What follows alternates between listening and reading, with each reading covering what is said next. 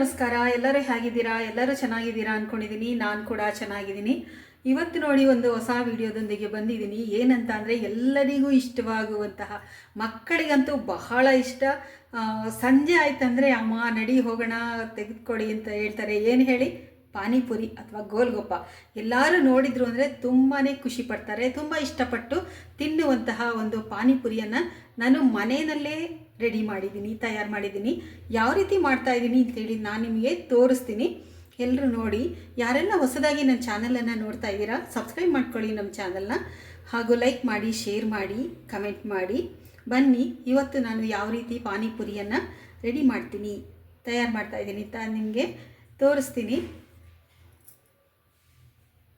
ನೋಡಿ, ಮೊದಲು ನಾನು ಪೂರಿ ಮಾಡ್ಕೊಂಡ್ಬಿಡ್ತೀನಿ. ಪೂರಿಗೆ ನೋಡಿ ಈ ಕಪ್ಪಲ್ಲಿ ನಾನು ಸಣ್ಣ ರವೆ ತೊಗೊಂಡಿದ್ದೀನಿ. ದಪ್ಪ ರವೆನೂ ತೊಗೊಳ್ತಾರೆ, ಆದರೆ ಸಣ್ಣ ರವೆನೇ ಸಾಕು. ಅದಕ್ಕೆ ನಾನು ಒಂದು ಅರ್ಧ ಸೌಟಷ್ಟು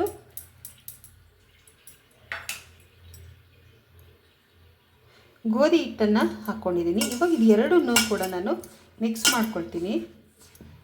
ಚೆನ್ನಾಗಿ ಮಿಕ್ಸ್ ಮಾಡ್ಕೊಳ್ಳೋಣ. ಫಸ್ಟು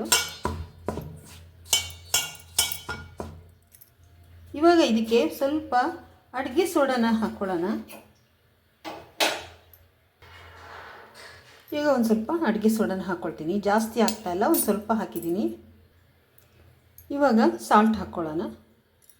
ಸಾಕಾಗಲ್ಲ ಅನಿಸುತ್ತೆ, ಇನ್ನೊಂದು ಸ್ವಲ್ಪ ಹಾಕ್ತೀನಿ. ನೋಡಿ, ಇನ್ನೂ ಒಂದು ಸ್ವಲ್ಪ ಹಾಕ್ಕೊಳ್ತೀನಿ ಸಾಲ್ಟು. ಇಷ್ಟು ಸಾಕು. ಇವಾಗ ಮಿಕ್ಸ್ ಮಾಡ್ಕೊಳ್ಳೋಣ. ಇವಾಗ ಇದಕ್ಕೆ ನಾನೇನು ಮಾಡ್ತೀನಿ, ಸ್ವಲ್ಪನೇ ನೀರನ್ನು ಹಾಕ್ಕೊಂಡು ಕಲಿಸ್ತೀನಿ.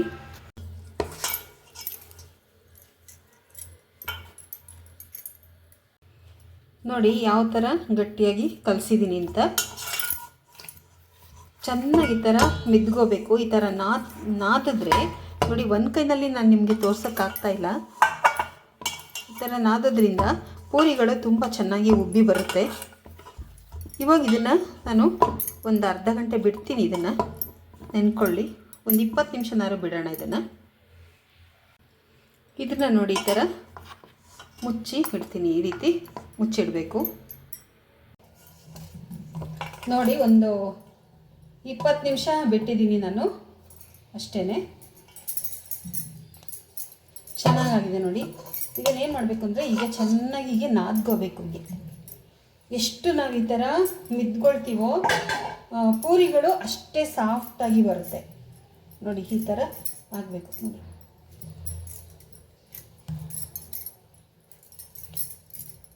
ಅಷ್ಟು ತೆಳುವಾಗಿ ಪೂರಿಗಳನ್ನ ಮಾಡೋದಕ್ಕೆ ಬರುತ್ತೆ. ಈ ಥರ ಮಾಡ್ಕೋಬೇಕು ನಾವು.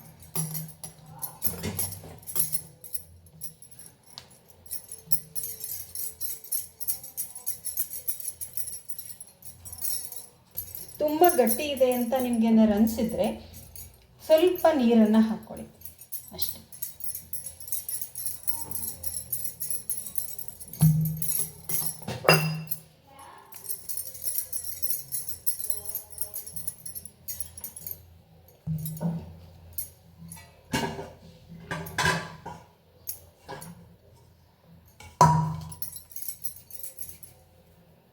ನೋಡಿ, ಇಷ್ಟು ದಪ್ಪ ಆಗೋಷ್ಟು ತಗೊಂಡ್ರೆ ಸಾಕು. ಇಷ್ಟು ದಪ್ಪ ಉಂಡೆ ತಗೊಂಡ್ರೆ ಸಾಕು. ನೋಡ್ತೀರಲ್ಲ ಪೂರಿ ಎಷ್ಟು ತೆಳುವಾಗಿರುತ್ತೆ ಅಂತ. ಇಷ್ಟು ದಪ್ಪ ಉಂಡೆಗಳನ್ನ ನಾವು ಮಾಡಿ ಹಾಕ್ಕೊಂಡ್ರೆ ಸಾಕಾಗುತ್ತೆ.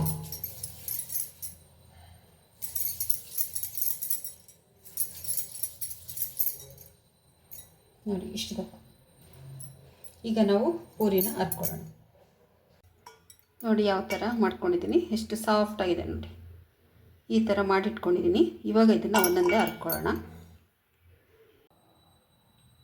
ತುಂಬ ಹಸಿಟ್ಟು ಹಾಕ್ಕೊಳ್ಳೋದೇನು ಬೇಡ.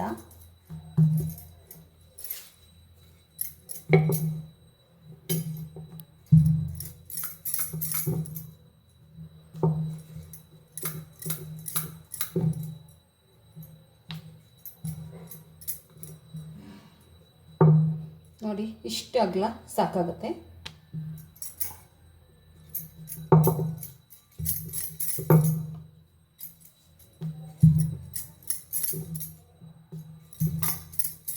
ಈ ಥರ ಎಲ್ಲ ಮಾಡಿಟ್ಕೊಂಡ್ರೆ ಬೇಗ ಕೂಡ ಹರ್ಕೊಂಡ್ಬಿಡ್ಬೋದು. ಇಲ್ಲಾಂದರೆ ಒಬ್ಬರು ಉಂಡೆ ಮಾಡ್ಕೊಡ್ತಾ ಇದ್ದಂಗೆ ಒಬ್ಬರು ಹರ್ಕೊಂಡ್ರೆ ಅದು ಕೂಡ ಬೇಗ ಆಗುತ್ತೆ. ಒಬ್ಬರೇ ಮಾಡ್ಕೊಳ್ಳೋದಂದರೆ ಒಂದು ಸಲ ಮಾಡಿಟ್ಕೋಬೇಕು.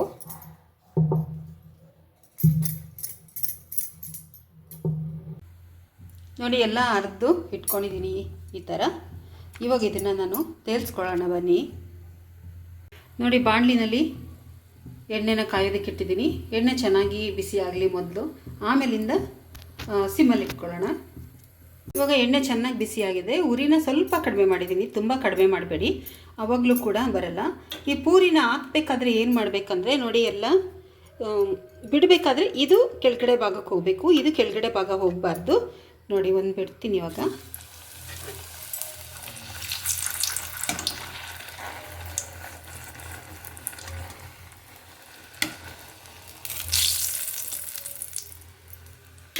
ಸ್ವಲ್ಪ ಬ್ರೌನ್ ಆಗಬೇಕದು.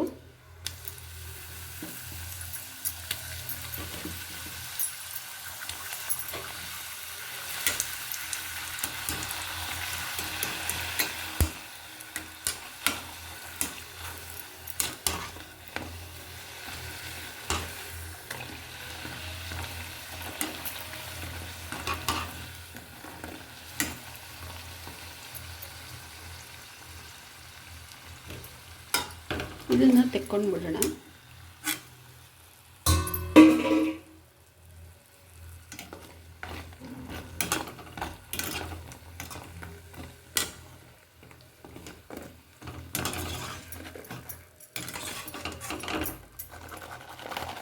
ನೋಡಿ ಈ ಥರ ಶಬ್ದ ಬರಬೇಕು.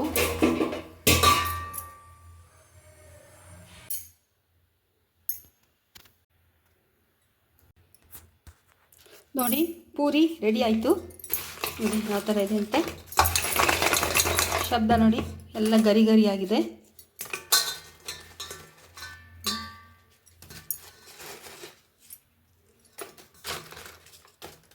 ಸ್ವಲ್ಪ ಗಟ್ಟಿ ಬೇಯಿಸ್ಕೊಂಡ್ರೆ ಮೆತ್ತವಾಗಲ್ಲ ಬೇಗ. ನೋಡಿ ಇವಾಗ ಇದಕ್ಕೆ ಪಾನಿ ಮಾಡ್ಕೊಳ್ಳೋಣ. ನೋಡಿ ಪಾನಿ ಮಾಡ್ಕೊಳ್ಳೋದಕ್ಕೆ ನಾನು ಹುಣಸೆ ಹಣ್ಣನ್ನು ನೆನೆ ಹಾಕ್ಕೊಂಡಿದ್ದೀನಿ ಒಂದು ಸ್ವಲ್ಪ. ಇದು ಸ್ವಲ್ಪ ಚೆನ್ನಾಗಿ ನೆನೀಲಿ, ತೊಳೆದ್ಬಿಟ್ಟು ನೆನೆಯೋದಕ್ಕೆ ಇಟ್ಟಿದ್ದೀನಿ. ಇಲ್ಲಿ ನೋಡಿ ಕೊತ್ತಂಬರಿ ಸೊಪ್ಪು ರೆಡಿ ಮಾಡ್ಕೊಂಡಿದ್ದೀನಿ, ಮತ್ತು ಅದ್ರ ಜೊತೆಗೆ ಪುದೀನ ಸೊಪ್ಪು ಕೂಡ ಇದೆ. ಇವಾಗ ಇದಕ್ಕೆ ಹಸಿಮೆಣಸಿನಕಾಯಿ, ಮೆಣಸು ಎಲ್ಲ ತೊಗೊಳ್ತೀನಿ. ಇವಾಗ ನೋಡಿ ಅರ್ಧ ಸ್ಪೂನಷ್ಟು ಜೀರಿಗೆ ಹಾಕ್ಕೊಂಡಿದ್ದೀನಿ, ಸ್ವಲ್ಪ ಸೋಂಪು ಹಾಕ್ಕೊಂಡಿದ್ದೀನಿ, ಒಂದು 1/4 ಟೀ ಸ್ಪೂನಷ್ಟು ಮೆಣಸು ಹಾಕ್ಕೊಂಡಿದ್ದೀನಿ. ಇದಿಷ್ಟು ಸ್ವಲ್ಪ ಬೆಚ್ಚಗಾಗಿ ಬಿಸಿ ಆಗಲಿ ಅಷ್ಟೇ, ಜಾಸ್ತಿ ಉರಿಯೋದೇನು ಬೇಡ. ಈ ಥರ ಸ್ವಲ್ಪ ಬೆಚ್ಚಗೆ ಮಾಡೋದ್ರಿಂದ ತುಂಬ ಟೇಸ್ಟ್ ಕೊಡುತ್ತೆ. ಮತ್ತು ಇದನ್ನೆಲ್ಲನೂ ಜಾಸ್ತಿ ಕ್ವಾಂಟಿಟಿನಲ್ಲಿ ಹಾಕೋಬೇಡಿ, ಸ್ವಲ್ಪ ನೋಡಿಕೊಂಡು ಕಡಿಮೆ ಹಾಕ್ಕೊಳ್ಳಿ.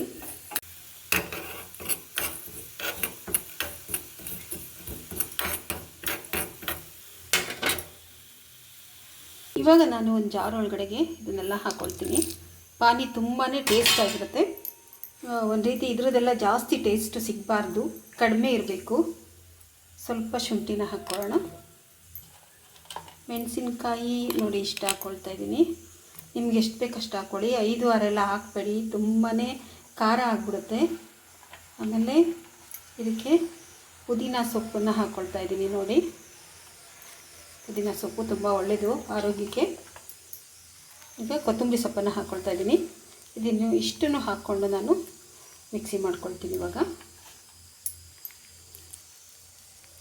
ನುಣ್ಣಗೆ ರುಬ್ಕೊಳ್ಳೋಣ ಇದನ್ನು. ನೋಡಿ ಹುಣಸೆಹಣ್ಣೆ ರಸ ತೆಗೆದುಕೊಂಡಿದ್ದೀನಿ, ಇದನ್ನೆಲ್ಲ ಸೋಸ್ಕೋಬೇಕು. ಇವಾಗ ಸೋಸ್ಕೊಳ್ಳೋಣ ಒಂದು ಪಾತ್ರೆಗೆ. ಇವಾಗ ನಾನು ನೋಡಿ ಒಂದೊಳಗಡೆಗೆ ಸೋಸ್ಕೊಳ್ತೀನಿ. ಇವಾಗ ಅದಕ್ಕೆ ಹೆಚ್ಚಾಗಿ ನೀರು ಹಾಕ್ಕೊಂಡಿದ್ದೀನಿ ನಾನು. ತುಂಬ ಗಟ್ಟಿಯಾಗಿ ಸೋಸ್ಕೊಳ್ಳೋಕೆ ಹೋದರೆ ಅದು ರಸ ಬರಲ್ಲ ಅಂತ. ನೋಡಿ ಇವಾಗ ಇದನ್ನೆಲ್ಲ ರುಬ್ಬಿ ಇಟ್ಕೊಂಡಿದ್ದೀವಲ್ಲ, ಇದನ್ನು ನಾನು ಒಂದು ಸ್ವಲ್ಪ ತೆಕ್ಕೊಳ್ತೀನಿ, ಒಂದು ಸ್ಪೂನಷ್ಟು ಒಂದು ಕಡೆಗೆ. ಯಾಕೆ ಅಂತ ಹೇಳ್ತೀನಿ. ಅದನ್ನು ಒಂದು ಸ್ಪೂನ್ ಆಗೋಷ್ಟು ಮಾತ್ರ ತೆಕ್ಕೊಂಡಿದ್ದೀನಿ. ಇವಾಗ ಇದನ್ನು ಸ್ವಲ್ಪ ನೀರು ಹಾಕ್ತೀನಿ. ಇದಕ್ಕೆ ನೀರು ಹಾಕ್ಬಿಟ್ಟು ಕಲಿಸ್ಕೊಳ್ಳೋಣ. ಇನ್ನೂ ಉಪ್ಪು ಹಾಕಿಲ್ಲ ನಾನು, ಉಪ್ಪು ಹಾಕ್ಕೋಬೇಕು. ಇವಾಗ ಇದನ್ನು ಅಷ್ಟೇ ಸೋಸ್ಕೊಳ್ತೀನಿ.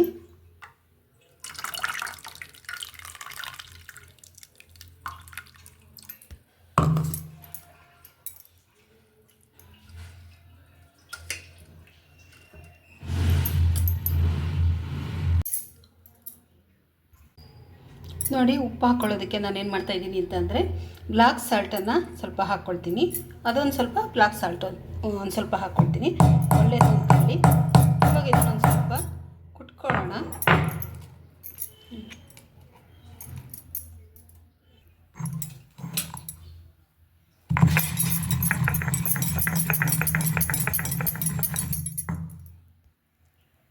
ಇವಾಗ ನೋಡಿ ಕುಟ್ಕೊಂಡಿದ್ದೀನಿ ಉಪ್ಪನ್ನ.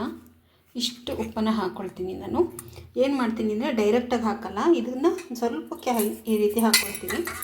ಅಕಸ್ಮಾತ್ ಮಣ್ಣಿದ್ದರೆ ಅಂಥೇಳಿ ಈ ಥರ ಹಾಕ್ಕೊಂಡು ಇದನ್ನು ಸೋಸ್ಕೊಳ್ತೀನಿ.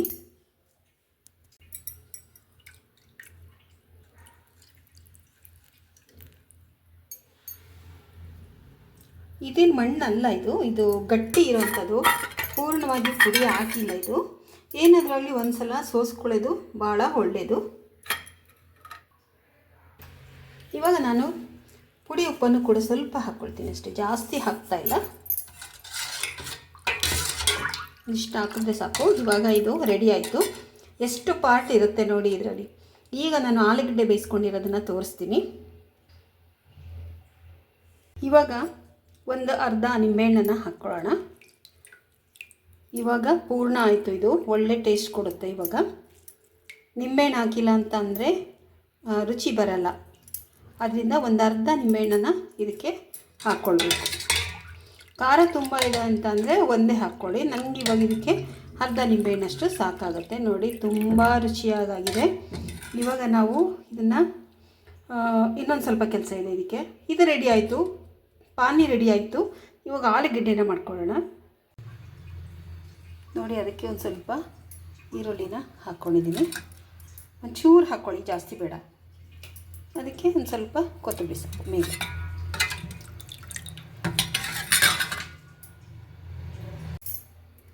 ನೋಡಿ, ಆಲೂಗಡ್ಡೆನ ನುಣ್ಣಗೆ ಬೇಯಿಸ್ಕೊಂಡಿದ್ದೀನಿ. ಇವಾಗ ಇದನ್ನು ಸ್ಮ್ಯಾಚ್ ಮಾಡ್ಕೊಳ್ಳೋಣ.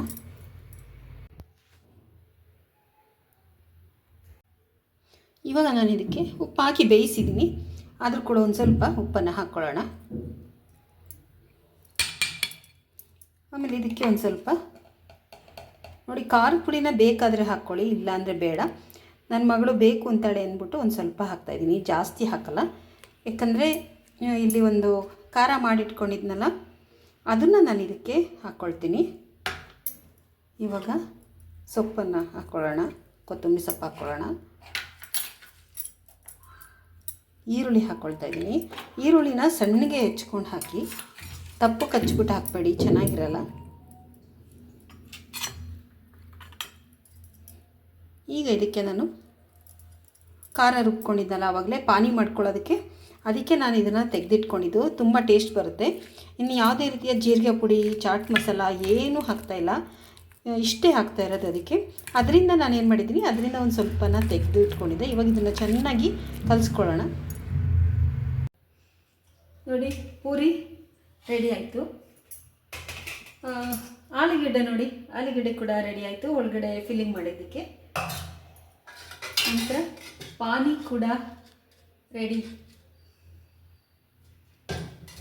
ಈಗ ನಾವು ಟೇಸ್ಟ್ ಮಾಡೋಣ ಬನ್ನಿ ಹೇಗಿರುತ್ತೆ ಅಂತ ಹೇಳಿ.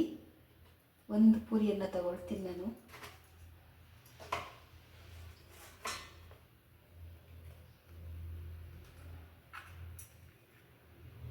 ಇದನ್ನು ಇದರೊಳಗಡೆಗೆ ತುಂಬಿಕೊಳ್ಳೋಣ.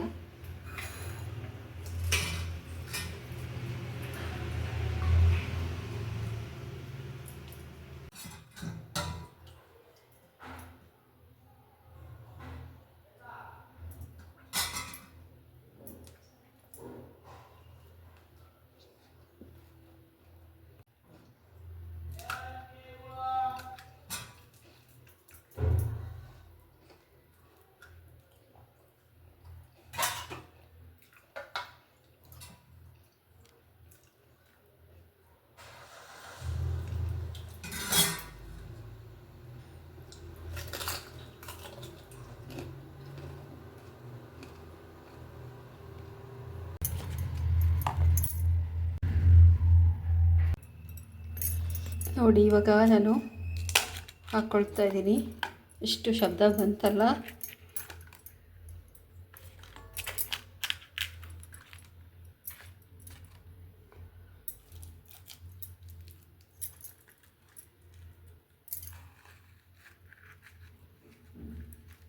ಅದು ಒಂದು ಕೈನಲ್ಲಿ ಹಿಡ್ಕೊಂಡೇ ಮಾಡಬೇಕು ವಿಡಿಯೋನ. ನಂದು ಸ್ಟ್ಯಾಂಡ್ ಹೊರಟೋಗಿದೆ, ತರಬೇಕು. ತರೋವರೆಗೂ ನನಗೆ ಇದೇ ಕಷ್ಟನೇ.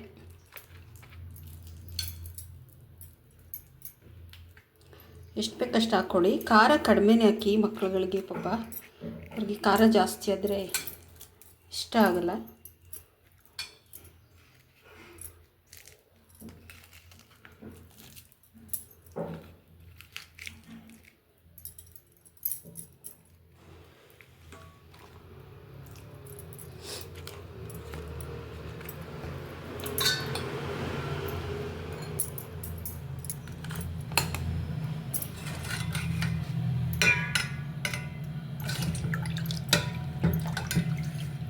ಎಷ್ಟು ಚೆನ್ನಾಗಾಗಿದೆ ನೋಡಿ ಪಾನಿ.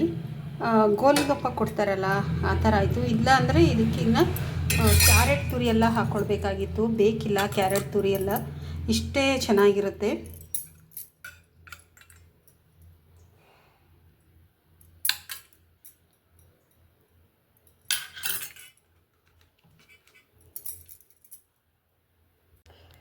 ನೋಡಿ ಯಾವ ರೀತಿ ನಾನು ರೆಡಿ ಮಾಡಿದೆ ಅಂತೇಳಿ. ಗೋಲ್ಗಪ್ಪ ಅಂತನಾದರೂ ಹೇಳಿ ಅಥವಾ ಪಾನಿಪುರಿ ಅಂತನಾರು ಹೇಳಿ. ಕ್ಯಾರೆಟ್ ಎಲ್ಲ ಹಾಕಿಲ್ಲ ನಾನು. ಕ್ಯಾರೆಟ್ ಬೇಕಾದರೂ ನೀವು ಹಾಕ್ಕೊಳ್ಬೋದು, ಸೇವೆಲ್ಲ ಹಾಕ್ಬೋದು. ಸೇವು ಕೂಡ ನಾನು ತಗೊಂಬಂದಿಲ್ಲ, ಹಾಕಿಲ್ಲ. ಇವಾಗ ನಾನು ಇದನ್ನು ಆವಾಗಲೇ ಟೇಸ್ಟ್ ಮಾಡೋಕ್ಕೆ ತೋರಿಸಿದ್ದೀನಿ, ಚೆನ್ನಾಗಿದೆ. ಇವಾಗ ಒಂದು ಪ್ಲೇಟ್ ಅಷ್ಟು ಇಟ್ಕೊಂಡಿದ್ದೀನಿ ನಾನು. ಒಂದು ಪ್ಲೇಟನ್ನು ಕೂಡ ಖಾಲಿ ಮಾಡ್ತೀನಿ. ನನ್ನ ಮಗಳು ಆಮೇಲೆ ತಿಂತೀನಮ್ಮ ಅಂತ ಹೇಳಿದ್ಲು. ನೋಡಿದ್ರಲ್ಲ, ಇವತ್ತಿನ ವಿಡಿಯೋ ನಿಮಗೆಲ್ಲ ಇಷ್ಟ ಆಗಿದೆ ಅಂತ ತಿಳ್ಕೊಂಡಿದ್ದೀನಿ. ಮನೆಯಲ್ಲೇ ಈ ರೀತಿ ನಾವು ಮಾಡಿ ಕೊಟ್ಟಾಗ ಖುಷಿಯಾಗುತ್ತೆ ಎಲ್ಲರಿಗೂ. ಅಷ್ಟೇ ಅಲ್ಲ, ನಾವು ಒಳ್ಳೆ ನೀರನ್ನು ಹಾಕ್ಕೊಂಡಿರ್ತೀವಿ. ಆಮೇಲೆ ಕೊತ್ತಂಬರಿ ಸೊಪ್ಪು, ಪುದೀನ ಸೊಪ್ಪನ್ನು ತೊಳಿಬೇಕಾದ್ರೆ ಚೆನ್ನಾಗಿ ತೊಳ್ಕೊಂಡಿರ್ತೀವಿ. 4 ಸಲ 5 ಸಲ ತೊಳೆದಿರ್ತೀವಿ. ಆದರೆ ಹೊರಗಡೆ ಆ ರೀತಿ ನಂಬಿಕೆ ಬರಲ್ಲ. ಅವರು ತೊಳೆದಿರ್ತಾರೆ ಅನ್ನೋದು ತಾನೇ ಯಾವುದೂ ನಂಬಿಕೆ ಇಲ್ಲ. ಅದರಿಂದ ಏನು ಮಾಡಬೇಕಂದ್ರೆ ಮನೇಲೆ ಈ ಥರ 15 ದಿನಕ್ಕೊಂದು ಸಲ ಅಥವಾ ತಿಂಗಳಿಗೊಂದು ಮಾಡಿಕೊಡಿ. ಸದಾಕಾಲ ಮಾಡ್ಕೊಡೋಕ್ಕಾಗಲ್ಲ. ಯಾಕೆಂದರೆ ನೋಡಿದ್ರಲ್ಲ ಎಷ್ಟು ಸ್ಟೆಪ್ ಬೈ ಸ್ಟೆಪ್ ಇದೆ ಅಂತ. ಇಲ್ಲಾಂದರೆ 2-3 ಸೇರ್ಕೊಂಡು ಮಾಡಿದ್ರೆ ವಾರಕ್ಕೊಂದು ಸಲ ಆರಾಮಾಗಿ ಮಾಡ್ಕೋಬೋದು. ಈ ಥರ ಮಾಡಿ ಕೊಟ್ಟರೆ ಮನೆಯಲ್ಲೇ ಹೈಜಿನಿಕ್ ಆಗಿರುತ್ತೆ. ಅಂದರೆ ಕನ್ನಡದಲ್ಲಿ ಹೇಳಬೇಕಂದ್ರೆ ಶುಚಿ ರುಚಿ ಎರಡನ್ನೂ ಪಾಲನೆ ಮಾಡಬೇಕಂದ್ರೆ ನಾವು ಮನೆಯಲ್ಲಿ ಈ ಥರ ಮಾಡಿ ಎಲ್ಲರಿಗೂ ಕೊಡಬೇಕು. ಇವತ್ತಿನ ವಿಡಿಯೋ ನಿಮಗೆಲ್ಲ ಇಷ್ಟ ಆಗಿದೆ ಅಂತ ತಿಳ್ಕೊಂಡಿದ್ದೀನಿ. ಇಷ್ಟ ಆದರೆ ಏನು ಮಾಡಬೇಕು, ಲೈಕ್ ಮಾಡಬೇಕು, ಶೇರ್ ಮಾಡಬೇಕು ಮತ್ತು ಕಮೆಂಟ್ ಮಾಡಬೇಕು. ಇಷ್ಟೊತ್ತರೆಗೂ ಈ ವಿಡಿಯೋನ ನೋಡಿದ್ದಕ್ಕೆ ನಿಮ್ಮೆಲ್ಲರಿಗೂ ನನ್ನ ತುಂಬ ಹೃದಯದ ಧನ್ಯವಾದಗಳು.